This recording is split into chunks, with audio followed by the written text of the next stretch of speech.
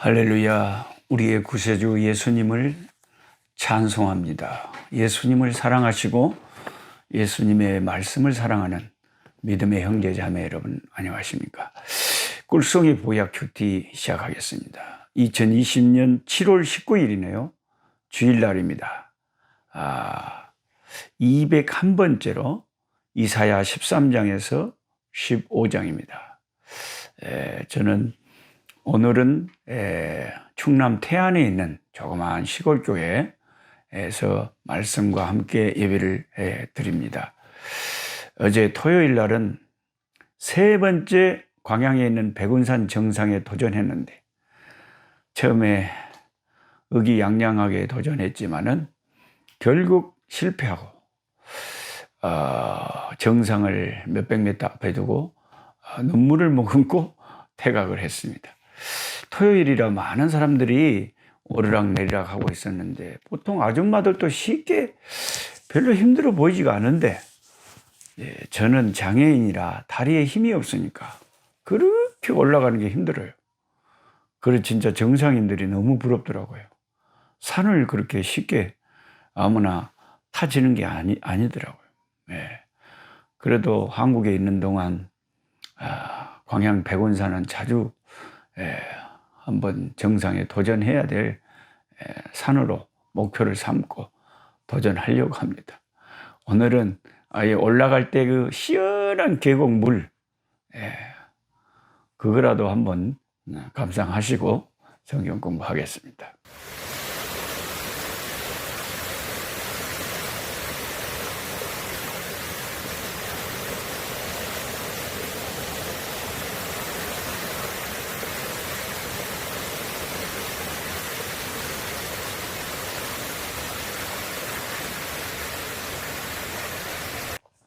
자, 이사야 13장을 펼치시면 Prophecy against Babylon, 바벨론에 대한 경고적 예언이죠. 이제 아수르에 대해서 어제 심판받을 것을 예언한 것처럼, 이사야 선지자는 아수르 이후에 세계 최강대국으로 일어설 바벨론에 대해서 경고하는 것이 13장입니다. 1절에 아모스의 아들 이사야가 바벨론에 대하여 받은 경고라, 예언이라 그 말이죠. 너희는 민둥산 위에 기치를 세우고, 기차가 아니죠. 기치를 세우고, 이사야 당시에 뭔 기차가 있었겠습니까? 없었죠. 그냥 배너, 레이즈 배너, 깃발을 세우라 그 말이시면, 민둥산 위에 깃발을 세우고 소리를 높여 그들을 부르며 손을 흔들어 그들을 존귀한 자의 문에 들어가게 하라. 내가 거룩하게 구별한 자들에게 명령하고 나의 위엄을 기뻐하는 용사들을 불러 나의 노여움을 전하게 하였느니라. 산에서 무리의 소리가 나며 많은 백성의 소리 같으니 곧 열국 민족이 함께 모여 떠드는 소리라. 만군의 여호와께서 싸움을 위하여 군대를 검열하심이로다. 무리가 먼 나라에서 하늘 끝에서 왔으며 곧 여호와와 그의 진노의 병기라 온 땅을 멸하려 함이로다. 너희는 애곡할지어다. 여호와의 날이 가까웠으니 전능자에게서 멸망이 임할 것이미로다. 이사야 선지자가 이사야서에 말하는 여호와의 날, 여호와의 날은 심판의 날을 항상 말했습니다. 여호와의 날은 심판의 날이었어요. 우리가 어린이날도 있고 어버이날도 있고, 이제 말하자면 다 1년에도 여러 날들이 있잖아요. 근데 성경에 보면 여호와의 날이 있어요. 여호와의 날. 여호와의 날은 이 불신자들에게는 심판의 날이고, 예수 믿는 저와 여러분에게는 여호와의 날은 이제 혼인잔치하고 예수님을 우리의 왕으로 영접하고 직접 얼굴과 얼굴을 보고 주의 영광을 보는 날이다. 그래서 여호와의 날이 이 땅에 임할 것을 우리는 소망하고 살죠.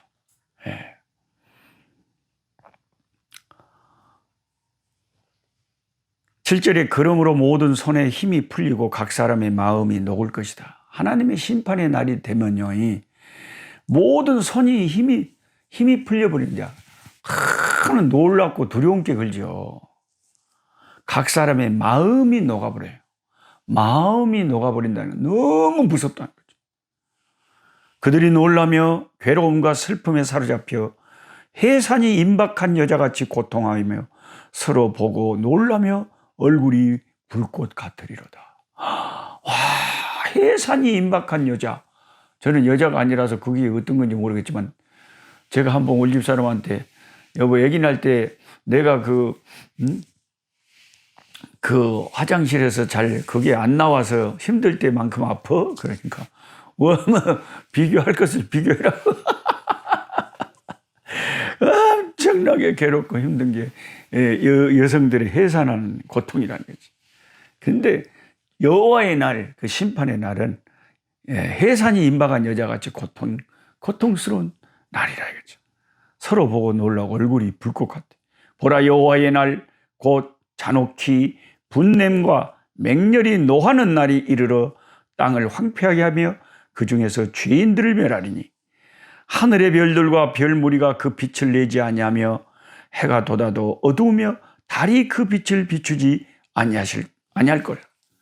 예수님께서 마태복음 이제 24장 이후로 25장 26장 그 말세에 대해서 말씀하실 때 예수님이 오시는 그날 제일 많은 날 세상이 이제 흔들리고 그 하늘의 별들이 이제 그게 완전히 질서를 잃어버리고 하늘이 그냥 막 흔들리는데 해가 어두워진다고 하는 달도 빛을 그러니까 하늘의 1월 성신이 완전히 질서를 잃어버리고 엄청나게 무서운 날이 오는 거예요. 내가 세상의 악과 악인의 죄를 벌하며 교만한 자의 오만을 끊으며 강포한 자의 거만을 낮출 것이며 내가 사람을 순금보다 희소하게 하며 인생을 오빌의 금보다 희귀하게 하리로다.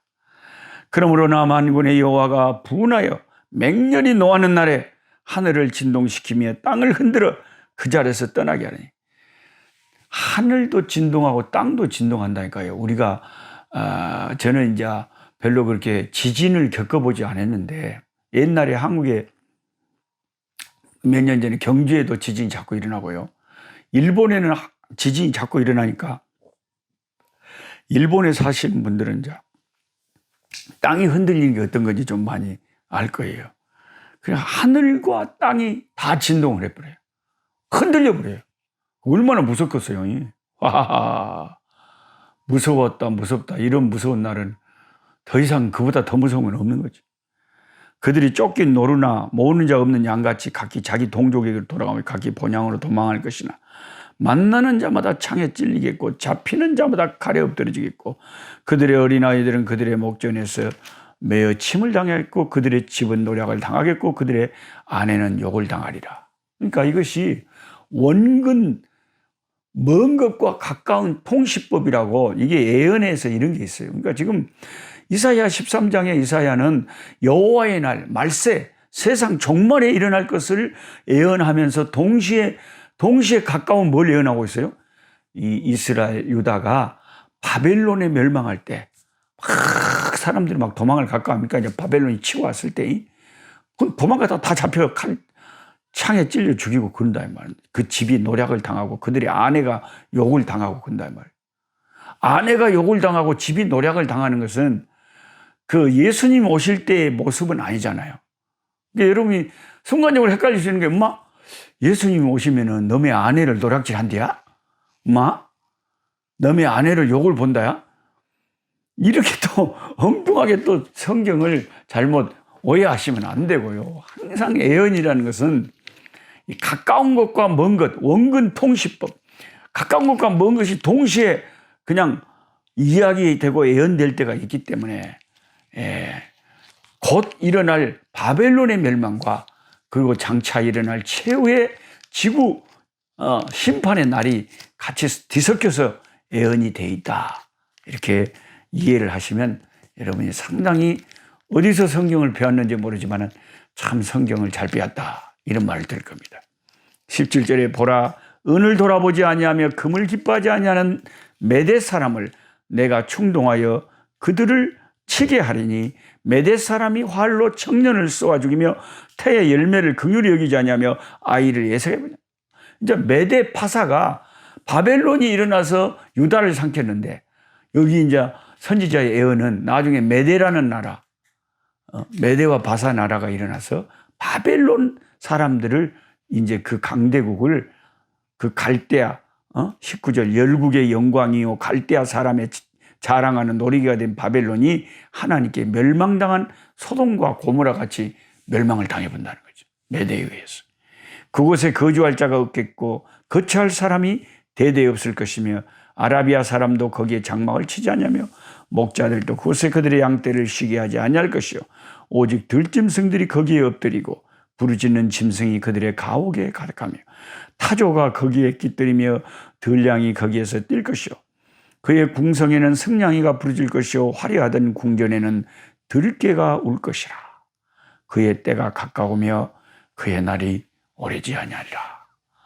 이 선지자 이사야의 예언대로 진짜 그 막강한 당시에 최강대국이 있던 바벨론이 100여 년 만에 순식간에 아주 무너지고 말았던 것을 우리가 잘 알고 있습니다. 그 다음에 이사야 14장입니다. 이사야 14장의 1절에 보면 여호와께서 야곱을 긍휼히 여기시며 이스라엘을 다시 택하여 그들의 땅에 두시리니 나그네 된 자가 야곱 족속과 연합하여 그들에게 예속될 것이며 민족들이 그들을 데리고 그들의 본토에 돌아오리니 이스라엘 족속이 여호와의 땅에서 그들을 얻어 노비로 삼겠고 전에 자기를 사로잡던 자들을 사로잡고 자기를 압제하던 자들을 주관하리라. 이것은 어떤 예언입니까? 이스라엘이 회복해서 포로로 잡혀갔지만 다시 다 돌아올 것이고 나중에는 힘을 얻어서 강대한 나라가 될 것을 예언하고 있습니다. 그 다음에 이제 3절부터는 참 이게 재미있는 예언인데 스올로 내려간 바벨론 왕. 스올이라는 것은 요즘 말로 말하면 이제 구덩이인데 그 당시에 스올이라는 것은 지옥, 음부, 사람이 죽어서 가는 곳이다. 여호와께서 너를 슬픔과 곤고와 내가 수고한 고역에서 놓으시고 안식을 주시는 날에 너는 바벨론 왕에 대하여 이 노래를 지어 이르기를. 바벨론 왕에 대해서 이제 사람들이 노래를 불러요. 바벨론이 망할 때 압제하던 자가 어찌 그리 그쳤으며 강포한 성이 어찌 그리 패하였는고. 이렇게 노래를 부른다는. 여호와께서 악인의 몽둥이와 통치자의 귤을 꺾으셨도다. 바벨론을 하나님께서 또 망하게 했다. 그렇죠?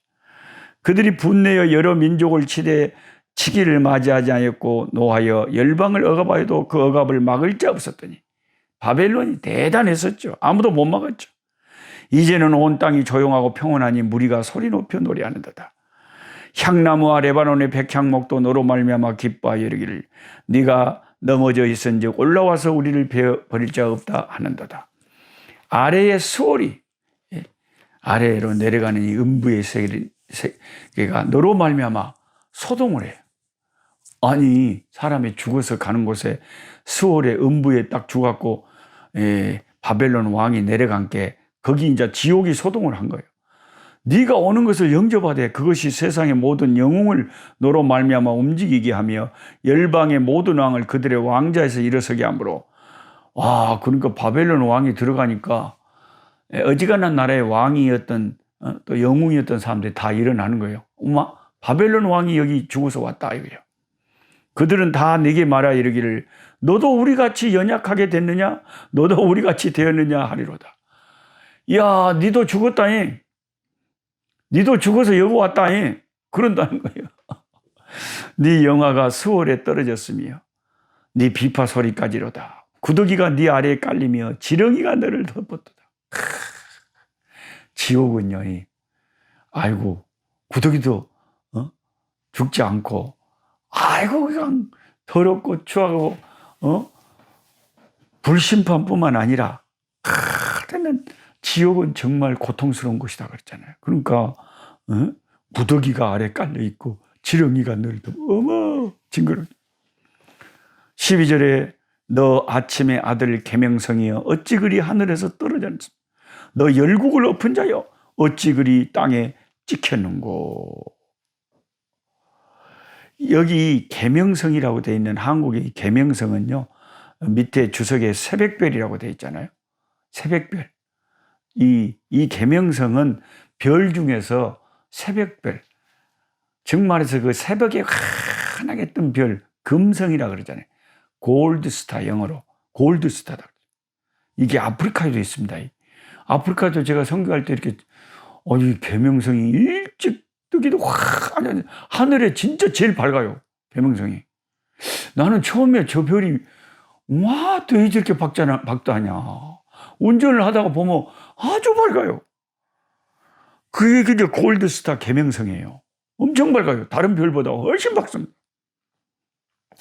그러면 우리가 지금 문맥을 쭉 읽어봤을 때, 너 아침의 아들 계명성, 그 아침을 지배하는 아침에 제일 강하게 반짝거리는 별이 계명성이란 말이에요. 그러면 이 아침의 아들 계명성이 어느 문맥적으로 발전한 시방 누구를 말하고 있냐면은 바벨론 왕을 말하고 있잖아요. 바벨론 왕. 근데 그가 힘을 있게 전 세계 가장 강력한 왕이었는데 그도 떨어져서 스월에 떨어지고 음부에 떨어졌다 이 말이죠. 그 문맥으로 봐는 그것 말하고 있는데 바벨론 왕인데 또 동시에 애언이란 것은 이걸 말하면서 동시에 다른 것을 거기에 그 애언에 담겨 있는 뜻이 있다 그랬잖아요. 여기는 바벨론 왕을 직접적으로 지금 말하고 있지만은 또 뭘 상징하냐면 마귀 사탄을 지금 아침의 아들 계명성이다 그런 거예요. 이 사탄이 원래 이 아침의 아들 계명성처럼 루시퍼라 그래가지고 루시퍼 천사장이었대요. 천사장. 그러니까 별로 비유하자면 천사를 별로 비유하자면 천사들 중에 최고로 밝은 천사장이니까 대단한 천사 아닙니까? 루시퍼가. 근데 이 루시퍼가 땅에 떨어진다 이 말. 왜 떨어졌냐? 13절부터 네가 네 마음에 이르기를 내가 하늘에 올라 하나님의 무별 위에 내 자리를 높이리라. 내가 북극 지폐의 산에 앉으리라. 물론 바벨론 왕이 이렇게 교만하게 말했다고 문맥적으로 읽을 수도 있어요.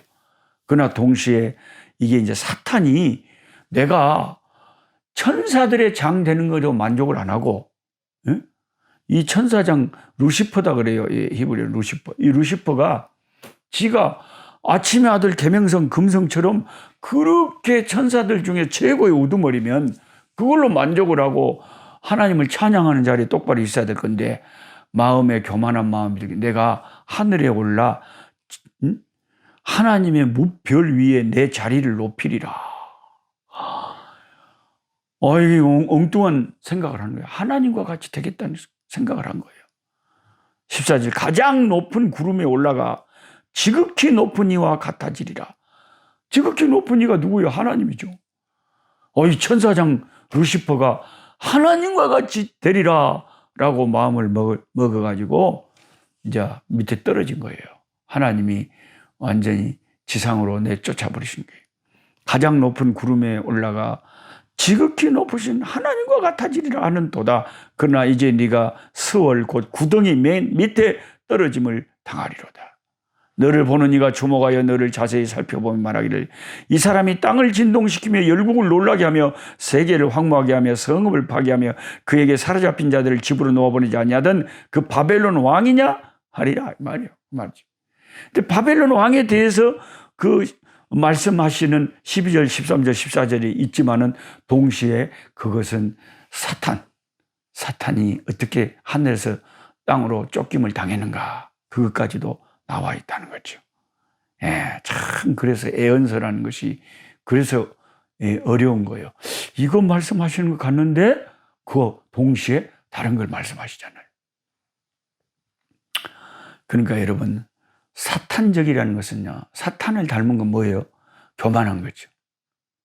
자기 분수를 모르는 거예요. 분수를 모르고 그래서 항상 감사한 것이 중요한 게, 항상 기뻐하고 감사하는 게 중요한 게, 감사하는 심령은 자기 분수를 알고 하나님께 늘 영광 돌리고 교만의 그 사탄의 시험에 덜 떨어지죠. 늘 감사하니까, 불평하지 않고. 근데 감사 대신에 불만, 불평, 이게 많은 사람은 사탄에게 임한 그 시험, 교만한 마음이 딱 들면 그 사람은 하나님께서 응징하십니다. 멸망이 오기 전에 교만이 먼저 오고요. Before destruction, 멸망 전에 pride comes, 교만이 먼저 오고. Before the glory, 영광이 오기 전에 before glory, humility, 이 겸손이 comes, 옵니다. 항상 우리가 주변에서나 내 자신을 볼 때 내가 마음에 조금이라도 교만하잖아요. 멸망이 온다는 징조예요. 여러분, 수많은 가정들이 요즘 이혼하고 왜 깨지겠습니까?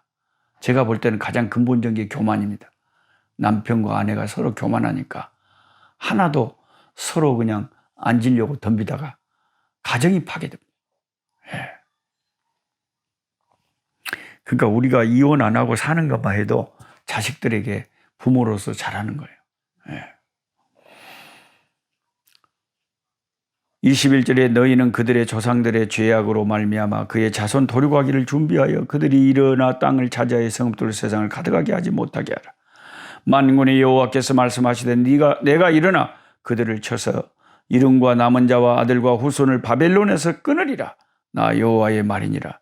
내가 또 그것이 고슴도치의 구렬과 물 웅덩이가 되게 하고 또 멸망의 빗자루로 청소하리라. 하나님께서 바벨론을 완전히 청소를 샥 해버려요. 그 다음에 24절부터는 여호와께서 바벨론뿐만 아니라 당연히 이 앞에 말했던 아수르도 심판하여 짓밟아 버리신다라고 말씀하시고, 또 28절부터 블레셋을 심판하여 버리시라. 그러니까 당대에 큰 소리 치던 왕들, 오늘날로 말하면 미국과 중국과 러시아와 일본과 이런 나라들이 앞으로 하나님 앞에서 망할 것이다 라고 누군가가 예언한다면 사람들이 깜짝 놀라겠죠. 그 당시에 선지자 이사야는 지금 이 예언을 하고 있는 거예요. 15장에 보면 모압에 대해서 이제는 주변 나라들 하나하나 돌아가면서 모압이라는 나라가 멸망할 것을 또 예언합니다. 모압에 관한 경고라. 하룻밤에 모압 왕이 망하여, 모압 알이 망하여 황폐할 것이며 하룻밤에 모압 기르가 망하여 황폐할 것이다. 그들은 바윗과 디본 산당에 올라가서 울며, 여기 나오는 지명들은 다 모압과 관련된 지명이겠죠. 그들이 망한다는 거죠. 모압은 느보와 메드라를 위하여 통곡하는도다. 그들이 각각 머리카락을 밀고 각각 수염을 깎았으며 거리에는 굵은 배로 몸을 동였으며 지붕과 넓은 곳에 각기에 통해서 나라가 망해버리니까 그렇게 우는 거예요. 헤스본과 엘를랄레는 부르짖으며 그들의 소리는 야하스까지 들리니 그러므로 모압의 군사들이 크게 부르짖으며 그들의 혼이 속에서 떠는도다. 내 마음이 모압을 위하여 부르짖는도다. 그 피난민들은 소알과 에글랏 슬리시아까지 이르고 울며 루이피탈길로 올라가며 호로나임 길에서 패망을 울부짖으니 니무린 물이 마르고 풀이 시들었으며 연한 풀이 말라 청청한 것이 없음이로다. 그러므로 그들이 얻은 재물과 쌓았던 것을 가지고 버드나무 시내를 건너리니 이는 곡성이 모압 지방 사방에 뚫렸고 슬피 부르짖음이 에글람에 이르며 부르짖음이 부에 엘림에 미치며 디몬물에는 피가 가득함이로다. 그럴지라도 내가 디몬의 재앙을 더 내리되 모압의 도피한 자와 그 땅의 남은 자에게 사자를 보내리라. 이게 모압에 관련된 지명들이 많이 나오니까 모압의 지명들인갑다 하고 읽으시면서 이사야 15장은 모압이 이렇게 처참하게 망할 것을 이야기합니다. 그러니까 오늘날로 말하면 아까 말씀드린 것처럼 모압이 일본같이 그러겠죠. 일본이 망하고 러시아가 망하고 중국이 망하고 미국이 망하고 하여튼 그 당대에 자기 힘을 의지하고 큰소리 뻥뻥 치던 모든 민족은 세월이 지나니까 결국 다 망하더라고요. 이번에 코로나 사태 때 지금 미국의 입지가 코로나19로 흔들리고 있잖아요. 대단한 강대국인 줄 알았더니 오히려 우리 한국을 이번에 이 코로나 때문에 하나님께서 참 특별한 나라로, 우리 한국은 지금 하루 확진자가 그래도 몇십 명 정도밖에 그나마 안 나오는데, 그것도 좀 나온다고 조심하라고 해도 그 정도인데, 미국은요, 하루에 7만 명 이상이 벅벅 걸려가지고, 어마어마한 사람들. 예. 그리고 걸려도 치료받는 거나 이런 의료 이런 게 너무 시스템이 비싸가지고, 너무 힘들다 그러죠. 흩어져 있는 우리 한국 선교사님들도 지금 아프리카도 심각하니까 어떻게든지 한국의 전세기라도 타고 와서 14일 격리 되더라도 한국으로 들어오려고 막 그래요. 한국이 얼마나 좋은 나라인지, 하나님께서 이 나라를 얼마나 축복하시는지, 어려운 가정에서도 우리는 이런 것을 깨닫습니다. 오늘은 여기까지 하시고 내일 16장부터 또 말씀 공부를 계속하겠습니다. 하나님 아버지 감사합니다. 당대에 나름대로 큰 소리 치던 강대국이었던 바벨론, 아수르, 모압이 망할 것을 이사야가 차례로 예언하고 있습니다. 바벨론 같은 강대국은 오늘날로 말하면 미국처럼 강력한 나라였는데 그 왕이 죽어서 수월에 떨어지니까 먼저 가 있던 자들이, 저런 강력한 왕도 죽음을 피하지 못하고 하나님의 심판을 피하지 못하고 이런 지옥으로 떨어졌구나 한다고 했습니다. 많은 사람들이 노래를 지어서 바벨론의 패망을 노래한다고 했습니다. 하나님 아버지, 선지자들의 선지서들을 다시 한번 읽으면서 모든 인간 나라의 아버지 참 흥망성쇠를 읽으면서 어떤 나라도 교만할 수 없으며 하나님만이 아버지 하나님이여 그들의 흥망성쇠를 아버지 손에 쥐고 있음을 알게 됩니다. 아침에 아들 계명성 그 루시퍼가 하나님과 같이 되리라 하고 교만하다가 하나님 앞에 땅에 떨어지고 수월에 떨어졌습니다. 사탄은 교만하는 것이 특징이고, 우리 주 예수님은 이 땅에 오셨을 때 십자가에 죽기까지 자기를 낮추시고 하나님께 복종하시며 온유하고 겸손하셨는데, 오늘 또 아버지 내일 또 믿음의 삶을 이 땅에 살아갈 때 우리의 모습 속에서 교만한 모습이 사라지고 예수님처럼 겸손하고 온유하고 사랑이 많은 모습으로 우리에게 항상 드러나게 도와주시옵소서. 감사하오며 예수님의 이름으로 기도드리옵나이다. 아멘. 약한 자 힘주시고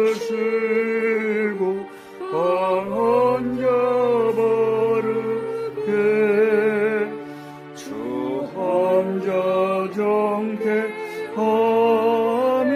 주님의 뜻이라.